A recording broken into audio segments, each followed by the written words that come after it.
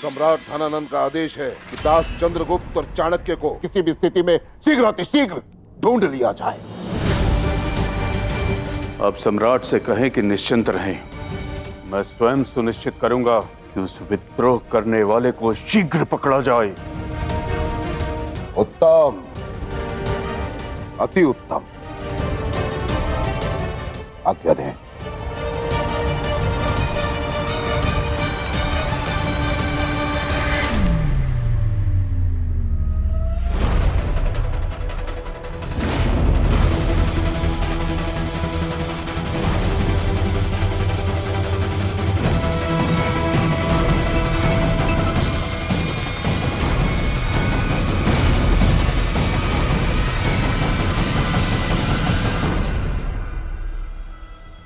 बाल बच गया।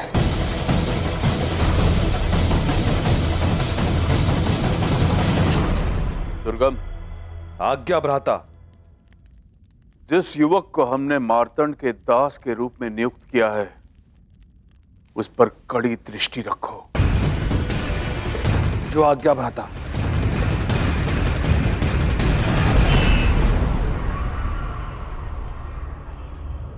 सम्राट धनानंद के दूत पक्षी से अभी अभी यह महत्वपूर्ण संदेश प्राप्त हुआ है।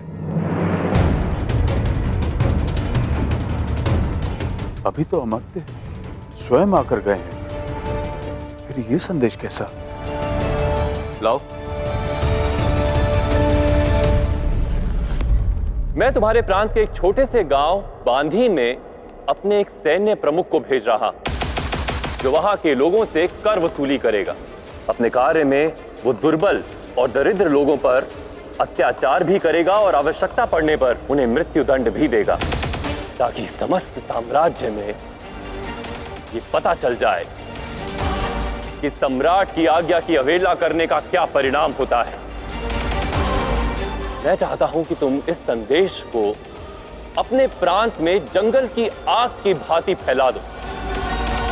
मुझे विश्वास है तुम अपना कार्य कुशलतापूर्वक करो और मुझे निराश होने का कोई अवसर नहीं दोगे। कदाचित ये तुम्हारे लिए स्वर्णीय अवसर होगा अपने शिकार तक पहुंचने के लिए।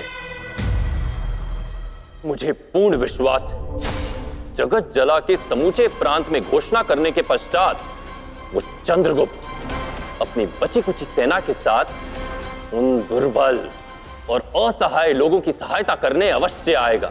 तुम्हें वहां पहुंचने में थोड़ा समय लगेगा, इसलिए मैंने तुम्हारे शिकार को उलझाने का प्रबंध कर दिया है। मैंने अपने एक सैन्य प्रमुख चुंबक सिंह को वहां पर भेजा है, जो तुम्हारे पहुंचने तक उस चंद्रगुप्त और उसकी क्षत्रिय सेना का आखेट करता रहेगा।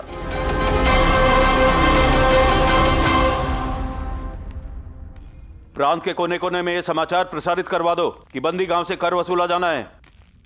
पिताश्री, मैं अर्जुन के साथ तलवार चलाने का अभ्यास करना चाहता हूँ। क्या इसके लिए हमारे शस्त्रागार से 2 तलवारें ले सकता हूँ?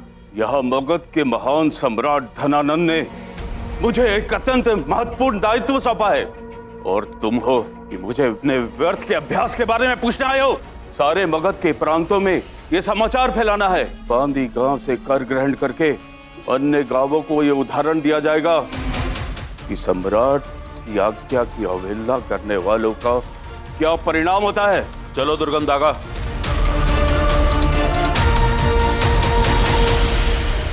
निशुंभा, प्रहार तुम्हें करना है और यह अवसर व्यर्थ नहीं होना चाहिए। हमें शीघ्र अतिशीघ्र बांदी गांव पहुंचना है।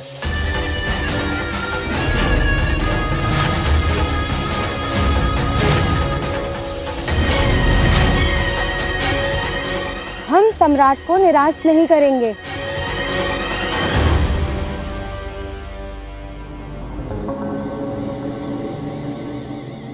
मित्र, शस्त्रगार से तलवारें नहीं मिली। आज हमें इसी लकड़ी की डंडियों से अभ्यास करना होगा। क्या हुआ स्वामी, आप इतने चिंतित और इतने निराश क्यों दिख रहे हैं? क्या समस्या है?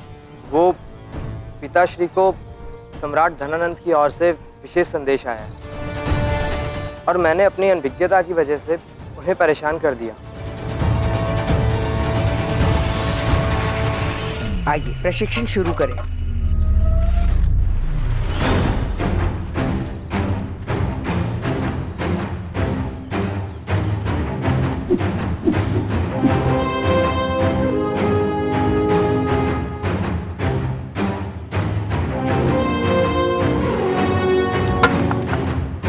ऐसा कौन सा विशेष संदेश आया है मगध से? कर वसूली का। बांदी गांव से कर ग्रहण करके अन्य गांवों को यह उदाहरण दिया जाएगा कि सम्राट की आज्ञा की अवहेलना करने वालों का क्या परिणाम होता है।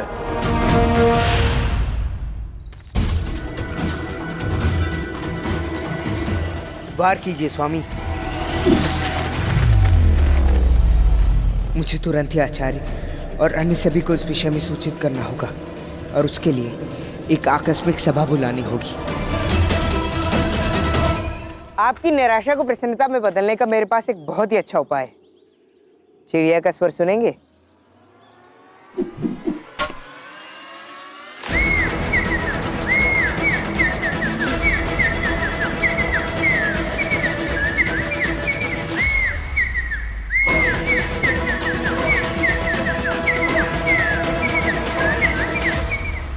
चंद्रगुप्त का संकेत। ये तो चंद्र का गुप्त संकेत है।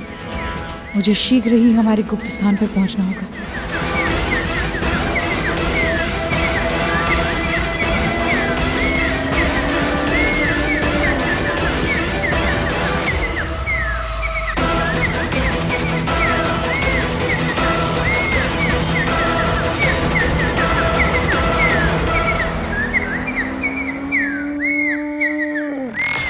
अवश्य ही चंद्रगुप्त को धनानंद के विषय में कोई सूचना मिली है। अद्भुत। ये कला तो अति उत्तम है। तुम कितने गुणी और कुशल हो। सच में तुम अत्यंत विशेष हो। वो तो मैं जानता हूँ, किंतु इन लकड़ियों से आप एक कुशल तलवारबाज नहीं बन पाएंगे। आप यहीं रुकिए, मैं हमारे अभ्यास के लिए प्रबंध करके आता हूँ।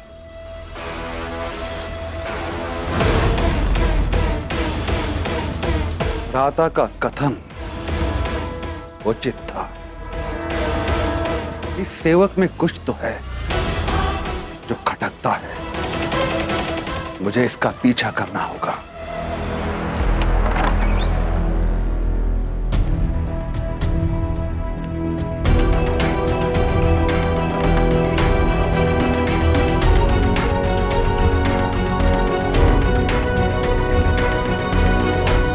आचार्य, समाचार गंभीर है। धनानंद ने बांदी नामक एक ऐसे गांव में कर वसूली के लिए अपना विशेष दल भेजा है जो पहले से ही दरिद्रता की मार झेल रहा है। जिसने भी सम्राट का कर नहीं चुकाया है उसे मृत्यु दंड मिलेगा और यह अत्याचार मैं कदापि नहीं होने दूंगा। आचार्य, तुम सही कह रहे हो चंद्र।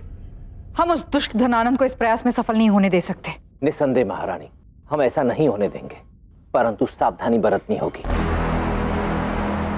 ये उस दुष्ट धनानंद की कोई चाल भी हो सकती है, हमें हमारे छिपने के स्थान से बाहर निकालने की। किंतु आचार्य, यदि हमने उनकी सहायता नहीं की तो कोई भी उनकी सहायता नहीं करेगा।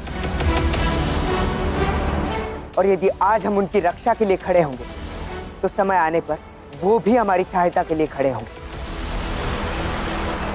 और आचार्य, वैसे भी हमारी तो योजना भी यही थी ना कि हम मगध की प्रजा का समर्थन लेकर धनानंद की जड़ों को, उसके मूल को खोखला करेंगे। इसलिए हम इस अवसर को ऐसे ही जाने नहीं दे सकते। उचित है, परंतु जो भी करना है अत्यंत सावधानी से करना होगा। संकट कहीं से भी आ सकता है। वो दास अवश्य उस भवन में गया होगा, किंतु उसका यहाँ क्या काम? इंद्रजनिक, प्रांत में उपस्थित हमारे सभी क्षत्रिय भाइयों को यह सूचित कर दो कि हमें शीघ्र अतिशीघ्र बांदी गांव की ओर कूच करना है।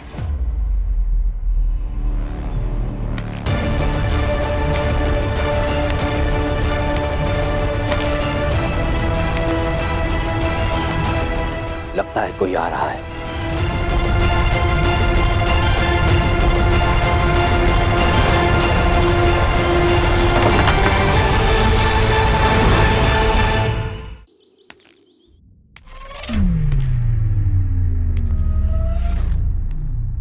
लगता है कोई आ रहा है।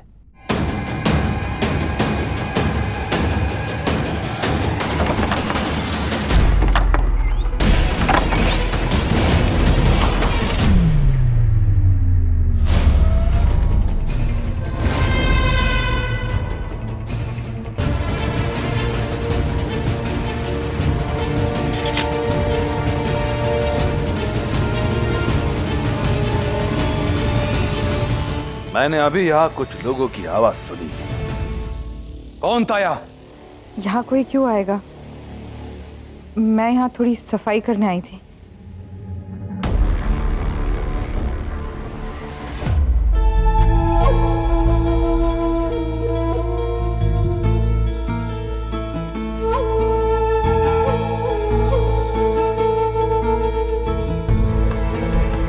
कितने सुंदर और सशक्त हाथ है तुम्हारे। प्रतीत होता है किसी योद्धा के हाथ है।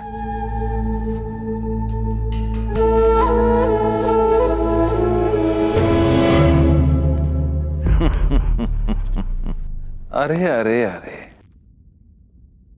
सेविका स्वामी से रुष्ट नहीं होती, स्वामी की सेवा करती है। आओ कभी हमारे भवन पर हमारी सेवा करने। उसके बाद तुम्हारे इन हाथों में ये मलिन वस्त्र नहीं, सोने के कंगन होंगे। यहाँ मेरा काम समाप्त हो गया। आज्ञा दे।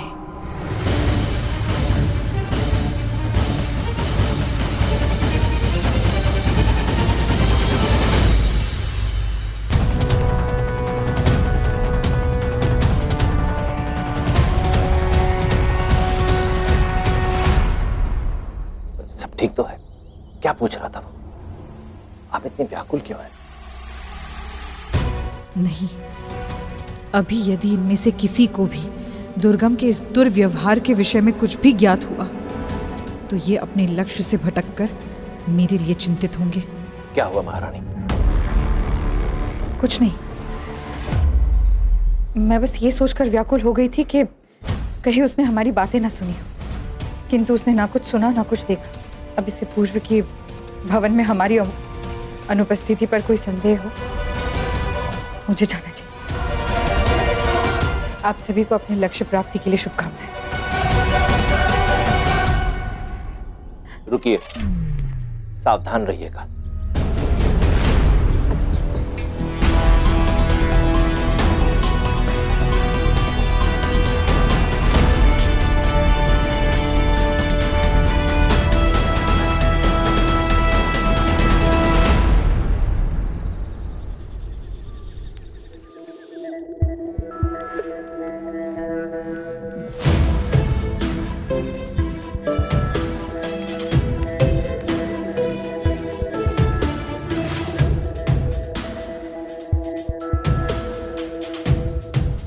यही सत्य है राजकुमारी, चंद्रगुप्त ने हम सभी के साथ छल किया है, क्योंकि पीपली वन का राजकुमार मगध सम्राट से अपने राज के विध्वंस का प्रतिकार लेना चाहता है, और इसके अतिरिक्त कुछ भी नहीं।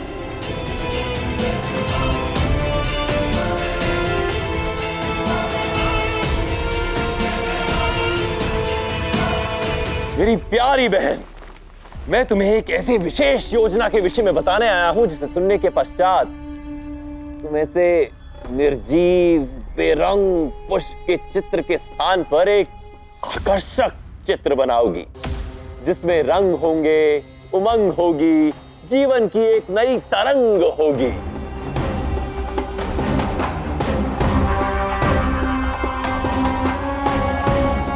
तुम सुनना नहीं चाहती मैं किस विषय के बारे में बात कर रहा हूं? सुनो तो, मैंने उस दास को पकड़ने के लिए एक उत्कृष्ट योजना बनाई है। एक ऐसी योजना जिसे मैंने महल में किसी को नहीं बताया। वो रहस्य, वो योजना मैं केवल तुम्हें बताने आया हूं।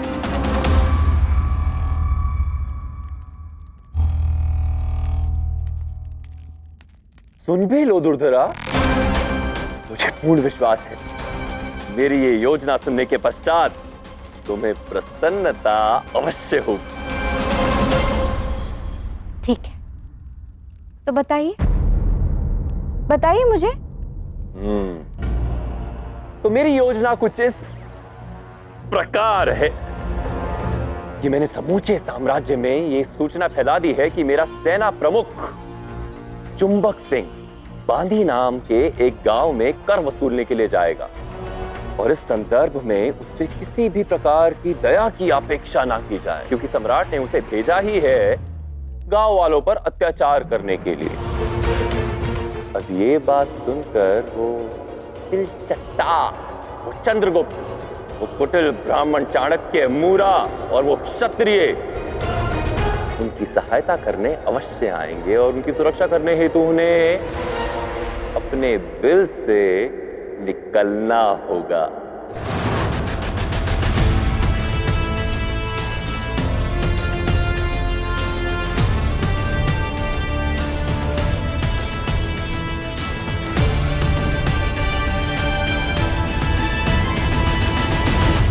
चंद्रगुप्त और उसकी सेना जब बांदी गांव पहुंचेगी तो उन्हें यह प्रतीत होगा कि मगध की सेना उन गांव वालों पर अत्याचार कर रही है, किंतु वास्तविकता में वो असहाय, दुर्बल गांव वाले मगध की सेना के वेश में होंगे। अगर तुम सबको अपने प्राण प्रिय हैं तो पहनो ये वेश और उठाओ अपने अपने शस्त्र। और मगध के सैनिक शत्रु पर घात लगाए घरों में छिपे होंगे। चंद्रगुप्त और उसकी सेना असहाय और निर्दोष गांव वालों को मगध की सेना समझकर उन पर आक्रमण करेगी और जब वो विश्वासघाती चंद्रगुप्त उन निर्दोषों की हत्या कर स्वयं को विजेता समझेगा, तब मगध की सेना को पर्याप्त समय मिल जाएगा उन्हें बंदी बनाने के लिए। किंतु भाई, आपके सैनिकों ने कई बार उसे बंदी बनाने का प्रयास किया है और विफल हुए। आपको फिर भी ऐसे लगता है कि आपकी योजना सफल होगी? क्योंकि इस बार मेरी सेना युद्ध करके उस चंद्रगुप्त और उसकी सेना को केवल व्यस्त रखेंगे, किंतु वास्तविकता में मेरे दक्ष और श्रेष्ठ हथियारे दाहक और निशुंभा उन्हें पकड़ेंगे, जो इस समय चंद्रगुप्त और उसकी सेना की ओर बढ़ रहे हैं और मुझे पूर्ण विश्वास है कि वो मुझे निराश नहीं करेंगे।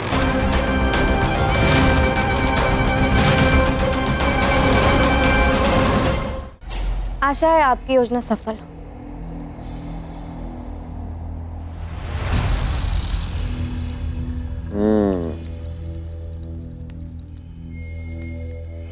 तो तुम्हें अब भी विश्वास नहीं कि मेरी योजना सफल होगी? किंतु शीघ्र ही तुम्हारे मन और तुम्हारी वाणी से सारे अविश्वास दूर हो जाएंगे और तुम शीघ्र अपनी भ्राता की बातों पर पुनः विश्वास करने लगोगी।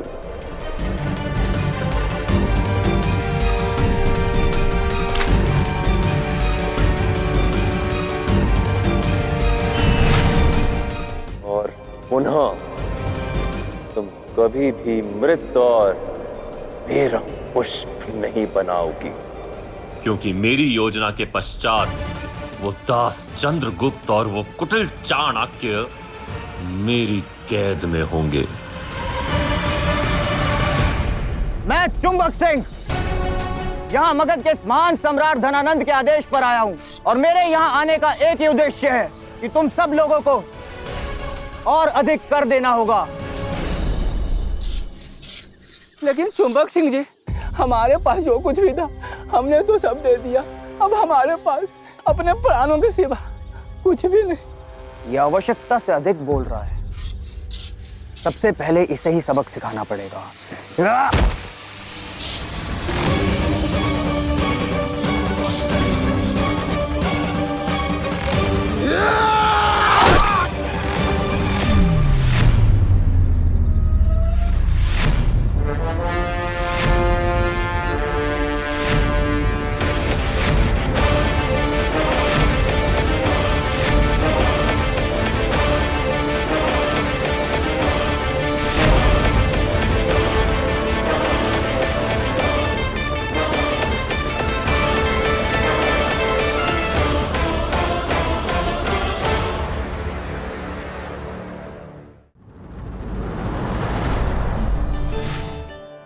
इस पहिए को देख रहे हैं आप?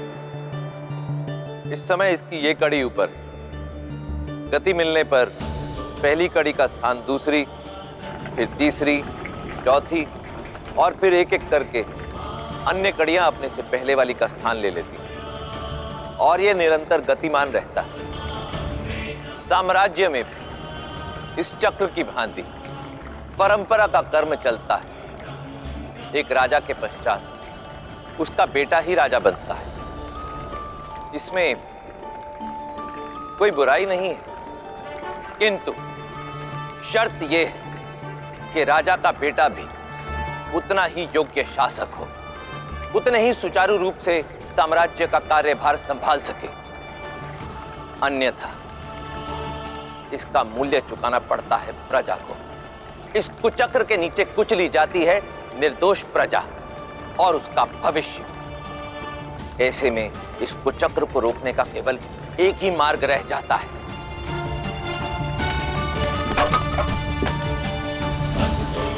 एक योग्य शासक का चयन, जो वर्षों से चली आ रही अराजकता का अंत कर प्रजा एक उज्जवल स्वर्णिम भविष्य की ओर ले जा सके और पुनः इस चक्र को सशक्त बनाकर तीव्र गति प्रदान कर सके।